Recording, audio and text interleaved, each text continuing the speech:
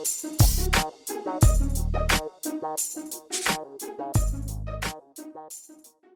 up guys, Sanitary 103, thanks for watching yet another video. So in today's installment, I'm going to go over the top 10 reasons why I believe America is obese and continues to get bigger and bigger and bigger, which is becoming a serious health epidemic. Now before I go over this list, I did want to point out that I'm not trying to make people that are overweight feel bad about themselves. This video is simply to shed some light on this very serious matter and to help educate you guys, the audience. And by going over this list, hopefully if you do the opposite of what this list entails, it'll help lessen the chances of becoming overweight or becoming obese. Reason number one are the increased portion sizes. Back in the 1960s, if you were to order a hamburger, a portion would be the size of a deck of cards.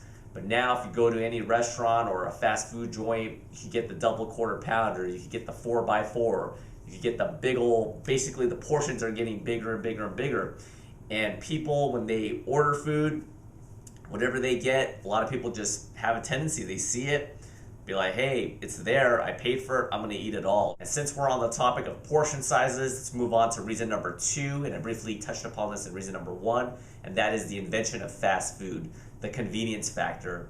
It's very, very easy after a long day of work to be tempted to just go through the drive-thru and order some food. Now from a convenience standpoint, I understand you're pressed for time, but by having fast food, it's just easier to go through the drive-thru instead of having to cook.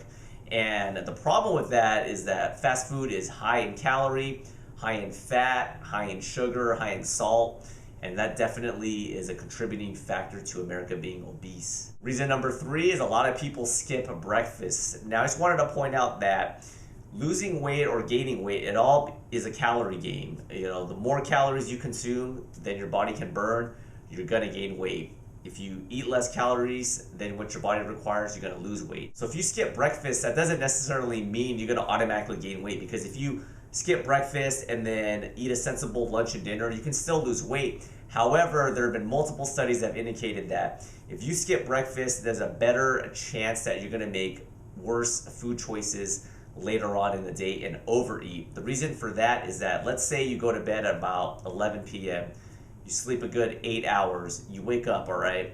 And then from there, you haven't eaten in 8 hours, and then let's say you skip breakfast, and you don't get lunch till about 12 or 1, you've got a good 12 or 13 hours without eating. And when that occurs, there's a better chance that you're more hungry. The more hungry you are, there's a better chance you're gonna go to the buffet and clean it all out. Moving right along to reason number four, and that is lack of sleep.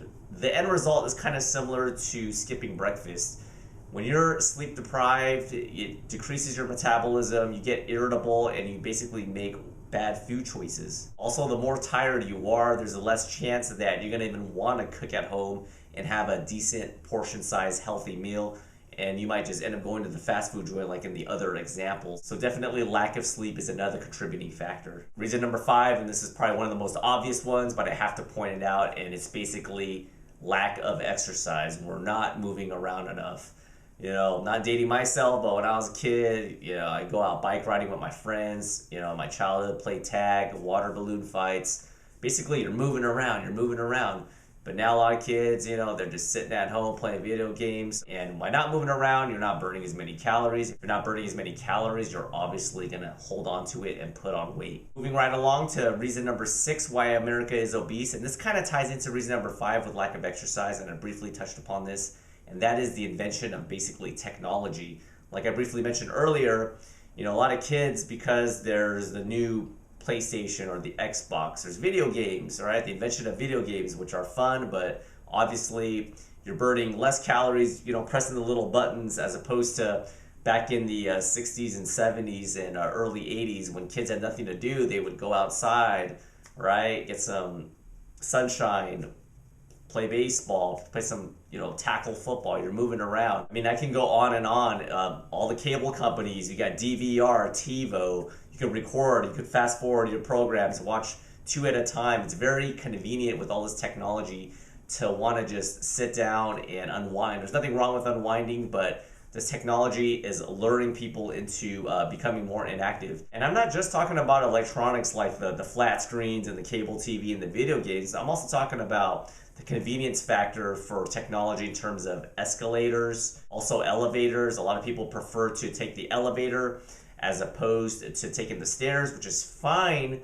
But if you're pretty healthy and it's not like the Empire State Building where it's 105 steps, you could take the steps, but people choose the convenient route. Now, technology is great, no doubt, especially I reside in the Mecca in the Silicon Valley.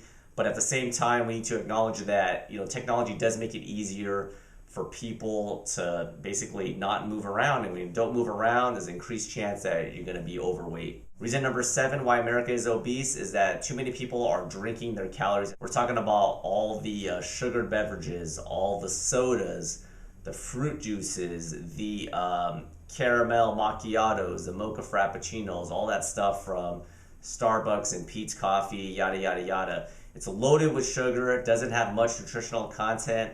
It also, spikes your insulin through the roof. You actually end up craving more food, and it doesn't keep you that full, and you end up overeating. And since we're talking about sugared beverages and sweet stuff, let's move on to reason number 8, and that is the invention of artificial sweeteners. A lot of artificial sweeteners are found in diet sodas. Now, diet sodas do have 0 calories, so in terms of just calories, it's okay. But there have been multiple studies that indicate that when you drink that diet soda and all those artificial sweeteners, even though there is 0 calories, it tends to make people crave more sweets and to, want that piece of chocolate, because it basically tricks your taste buds into believing that you're getting in calories and nutrients when you're not. Now, in my opinion, I don't believe that artificial sweeteners are a primary or a top reason why America is obese, but it's definitely a small contributing factor. You have that diet soda and the person thinks that they're doing better, and then indirectly an hour or 2 later, they just have this craving for some chocolate. They want to eat it and they end up overindulging, and then they wonder why. Well, it's because of these artificial sweeteners. Reason number 9 is lack of education. I don't know if you've seen those talk shows, daytime talk shows. I remember years ago, they have it every once in a while. It's where these kids come out, right? They're like 1, 2, 3, 4 years old. The parents bring them out and they're huge. I mean, they're morbidly obese, and they show a list of what they've been eating all day, and the parents think that it's okay. They go, oh, here's a French fry. Well, it's a vegetable. It's a potato. It's okay. Here's some Kung Pao chicken. Okay, it's chicken. Chicken's got protein. Well, it's drenched with all this sauce. It's just a lack of education. It's ignorance on their part. Since we're on the topic of lack of education, this kind of ties into reason number 10, and that is different cultural influences. In a lot of cultures, especially in America, where we have a big melting pot, of all different, ethnicities and races, and which is a great thing. It's great diversity, especially me that living in, the Bay Area in California. There's all these different, cuisines. But there's a distinct cultural difference in terms of how people perceive food. Even me growing up, I've always been skinny, and my mom would get the food, give it to me. I would eat a decent portion, but she would always try to just give me more. Or, my grandma would spoil me and she would say, eat more, and she would just pile mounds of ice cream. It's a way for them and moms and older generations to show love for their kids. This is a cultural thing. Your mom or your dad or your aunt or uncle, they mean good, but unfortunately, it's a combination of the lack of education, like in reason number 9, and this whole culture. And many cultures, including American-born citizens such as myself, even though I'm of South Korean descent, is that you're taught that it's rude not to finish the plate of food that your mom or your dad, made, in the kitchen. And this entire cultural difference in a nutshell definitely makes it harder for people to shy away from all that good food. That's about it for this video. Thanks for watching. Any comments or questions are always welcome, and I'll see you guys next time. Bye. I'm gonna be giving away some bars. So I'm gonna be giving away a Quest bar, vanilla almond crunch right here. I'm gonna be also giving